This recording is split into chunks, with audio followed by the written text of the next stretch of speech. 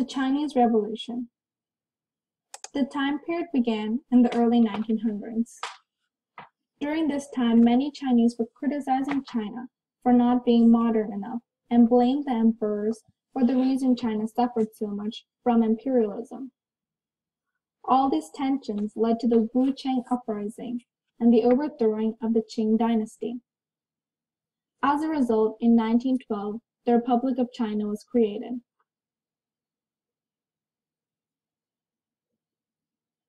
The first leader was Sun Yat-sen. Then, Yuan Shikai, a military leader, declared himself emperor in 1915 with Sun Yat-sen's agreement. But soon Yuan Shikai passed away, and this began the warlord era or fragmented rule.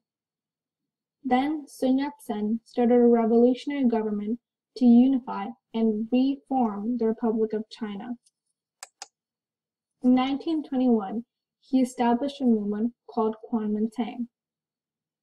During this period, the Kuomintang, or Nationalist Party, and the Soviet Union and the Chinese Communist Party collaborated to try to unify China. But with Sun Yat-sen's death in 1925, the power went to Chiang Kai-shek, the leader of the military forces. He started merging factions and created dystrophy, and then began fighting with the communist powers over who truly represented Sun Yat-sen's ideas. So, in 1927, the Chinese Civil War between the Nationalists and the Communists began.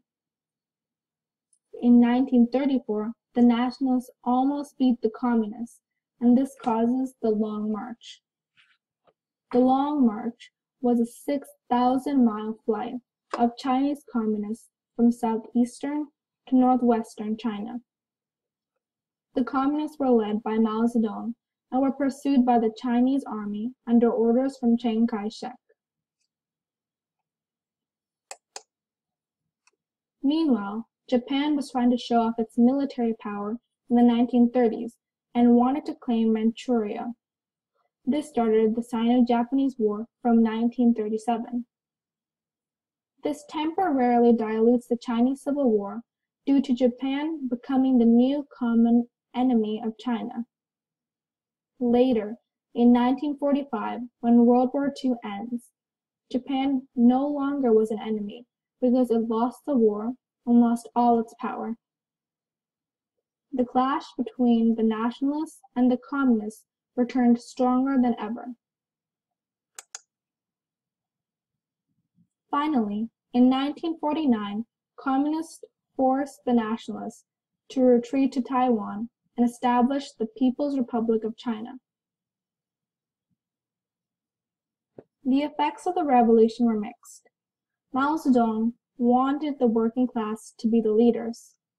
Mao Zedong spent years repeatedly trying to purify the Communist Party and build up the new People's Republic of China with rectifications.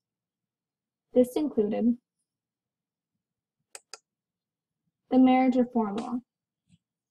The Marriage Reform Law banned forced marriages, marriages of young girls, bridal prices, and domestic violence.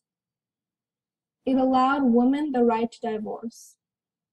Women could now work outside of the home, and traditions such as foot binding and child marriage were now outlawed. The anti-campaigns. In 1951, the Three Anti-Campaign was launched in Manchuria. It was aimed at members within the Communist Party of China, former Nationalist Party members, and bureaucratic officials who were not party members. The three antis imposed were corruption, waste, and bureaucracy. The Five Anti-Campaign was launched in January 1952. It was designed to target the capitalist class. The Communist Party set very vague guidelines of who could be charged, and this led to an all-out war against the middle class in China. The five antis imposed were bribery, theft of state property, tax evasion, cheating on government contracts, and stealing state economic info.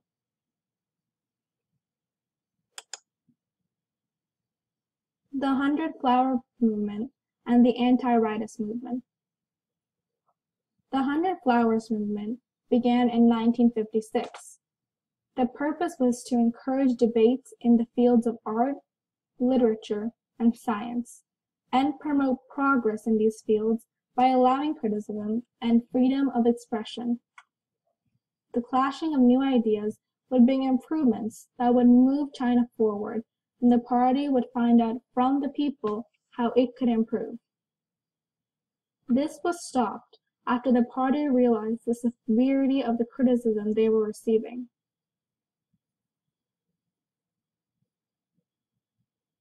Later, the Anti-Rights Movement took place in 1957. The Anti-Rights Movement was put in place as a result of the failed 100 Flowers Movement, which identified intellectuals as rightists. People were sent to the countryside to learn from peasants, or were sent to labor camps. This movement taught China that criticism of the party and Mao Zedong was not permitted.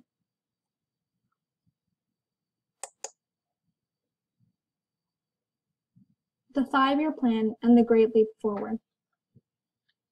The 5-Year Plan took place from 1953 to 1957.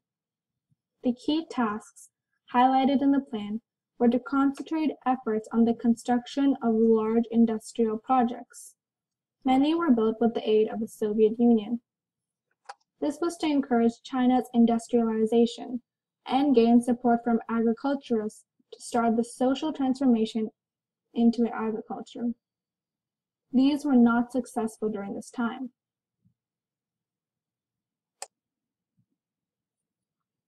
The Great Leap Forward took place in 1958 to 1962, after the failure of the first 5-year plan. This encouraged Mao to start a second plan.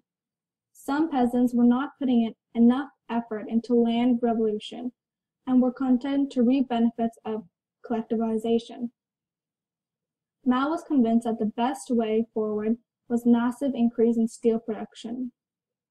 They wanted to increase industrial productivity. The Cultural Revolution was a political movement initiated by Mao Zedong that lasted from 1966 to 1976. It was a campaign in China ordered by Mao Zedong to purge the Communist Party of its opponents and instill revolutionary values in the younger generation. It was also called the Great Proletarian Cultural Revolution. The aim was to clean China of its revisionists. All in all, the Chinese Revolution had a great but mixed impact on China.